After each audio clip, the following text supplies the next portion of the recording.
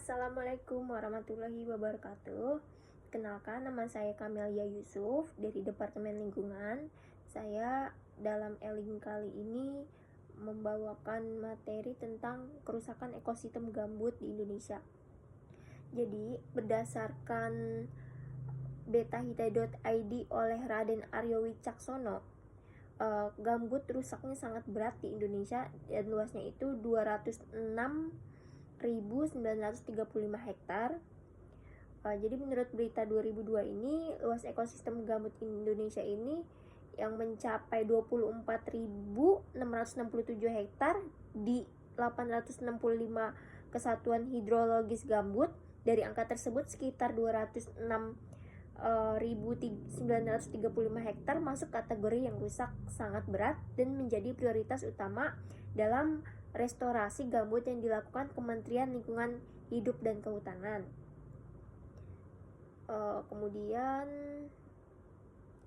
dalam berita tersebut tuh Indonesia memiliki ekosistem gambut terbesar keempat di dunia dengan luas lebih dari 24 juta hektar kan, dimana yang mampu menyimpan hingga 46 gigatons karbon. Namun hanya sekitar 16% dari ekosistem gambut tersebut yang tidak rusak.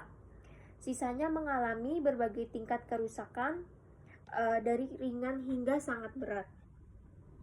Kemudian untuk mengatasi masalah ini, pemerintah memperkenalkan indeks kualitas lahan pada 2020, tetapi hanya 9 provinsi yang memenuhi target.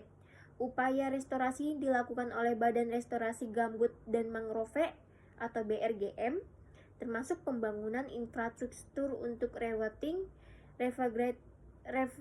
revegetasi, dan revitalisasi yang bertujuan untuk memulihkan fungsi hidrologis gambut dan mengurangi risiko kebakaran.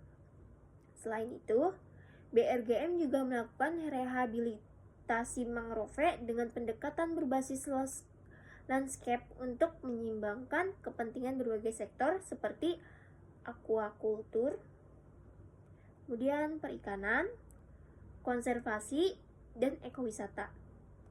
Kolaborasi antar stakeholder dianggap penting untuk keberlanjutan program ini.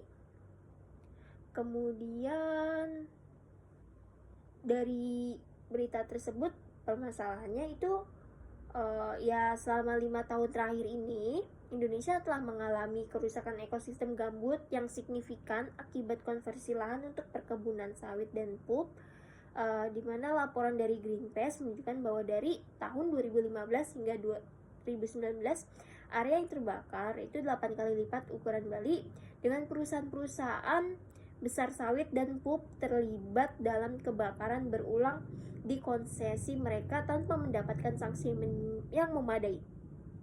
Kemudian pengesahan Omnibus Law yang mendukung kepentingan bisnis agribisnis tanpa konsultasi publik telah memperburuk situasi ini, mengancam hutan gambut yang tersisa dan merugikan masyarakat adat. Kemudian apa sih solusi dari kerusakan ekosistem gambut di Indonesia ini? Pertama, solusi dari sudut teknologi itu yang pertama, pengembangan teknologi pemantauan kebakaran berbasis satelit yang lebih canggih untuk mendeteksi dan merespons kebakaran hutan secara real time. Kemudian yang kedua itu mengimplementasi sistem pengelolaan lahan berbasis teknologi untuk mencegah pembukaan lahan dengan cara pembakaran. Kemudian dari sudut pemerintah itu solusinya yang pertama, penegakan hukum yang lebih ketat terhadap perusahaan yang melanggar peraturan lingkungan. Kemudian termasuk pemberian sanksi yang lebih berat dan transparansi dalam penegakan hukum. Kemudian selanjutnya itu revitalisasi dan peninjauan ulang Omnibus Law untuk memastikan perlindungan lingkungan dan hak-hak masyarakat adat. Kemudian dari sudut pendidikan itu solusinya yang pertama, peningkatkan kesadaran masyarakat tentang pentingnya konservasi ekosistem gambut melalui kampanye pendidikan lingkungan di sekolah-sekolah dan komunitas. Selanjutnya itu pelatihan untuk petani dan perusahaan mengenai praktik pertanian yang ramah lingkungan dan berkelanjutan. Kemudian dari segi konservasinya itu, yang pertama rehabilitasi lahan gambut yang rusak melalui proyek restorasi ekosistem yang melibatkan masyarakat lokal. Kemudian selanjutnya itu penetapan kawasan konservasi baru untuk melindungi ekosistem gambut yang tersisa dan spesies yang bergantung padanya.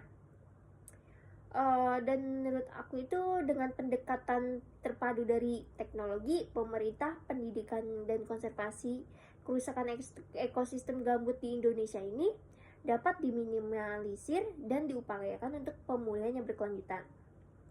Sekian edukasi lingkungan dari saya terkait kerusakan ekosistem gambut di Indonesia. Kurang lebihnya mohon maaf. Wassalamualaikum warahmatullahi wabarakatuh.